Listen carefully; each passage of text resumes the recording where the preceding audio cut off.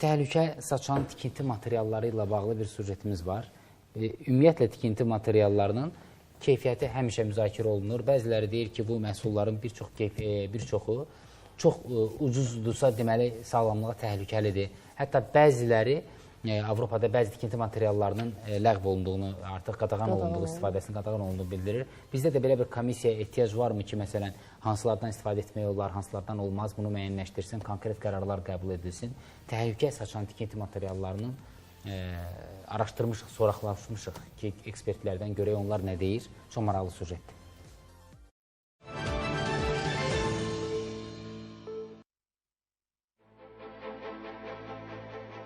Ucuzdur deyib aldığımız tikinti məhsulları hansı xəstəlikləri yaradır? Mütəxəssislər bununla bağlı həyəcan təbili çaldılar.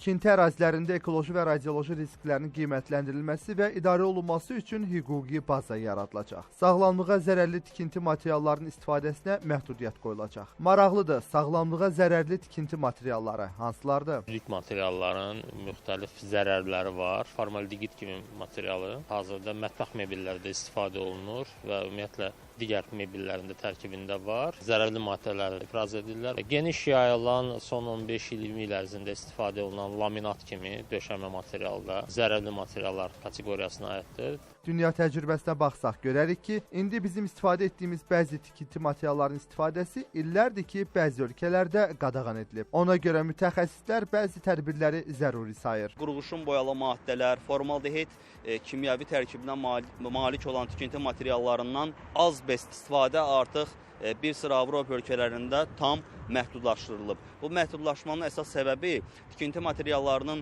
keyfiyyəti ilə bərabər insan orqanizminə mənfi təsirinin qarşısının alınmasıdır. Bəzi tikinti materiallarından düzgün istifadə etmədikdə onlar insan orqanizminə müəyyən xəstəliklər yarada bilir. Məsələn, bəzən elə daşlar olur ki, onlar gözə görünməyən radon qazı buraxır. Bu da nəticədə ağır fəsadlara yol açır. Bu, bəzi boyaları da aid edilə bilər. Həmin rənglər tərkibini yoxladıqda görürsən ki, orada azbest, qurğuşun, formaldehid və müxtəlif zərərli maddələrdən istifadə olunur ki, bir müddət sonra görürsən ürək damar sistemi xəstəlikləri inkişaf edə bilər. Laminatlarla kontaktda olmaq insanlarda həmişə dəri xərçəngi və digər proseslərin xəstəliklərin yaranmasına səbəb olur. Yeni hüquqi baza ilə ekoloji və radioloji risklərə qarşı tədbirlər gücləndiriləcək, zərərli tikinti materialların istifadəsi məhdudlaşdırılacaq. Bu addım sağlamlığa təhlükə yaradan maddələrin qarşısını alaraq təhlükəsiz və davamlı tikinti şəraitinin formalaşmasına şərait yaradacaq.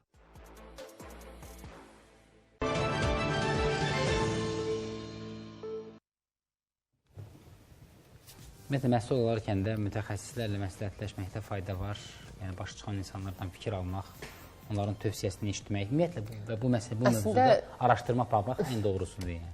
Araşdırma aparırlar, belə lazım olan insanlardan tövsiyə də alırlar, amma qiymət məsələsi də var da. Yüksəkdir. İndi elə vəziyyətdir ki, hamı istəyir ki, bir təhər eləsin, o başının üstündə bir damı olsun da, bir evi olsun. Bəli. O da hər şey o qədər bahadır ki, evi tikib bitirirlər, təmirini heç axıra çatdıra bilmirlər. Neçə illər davam edir.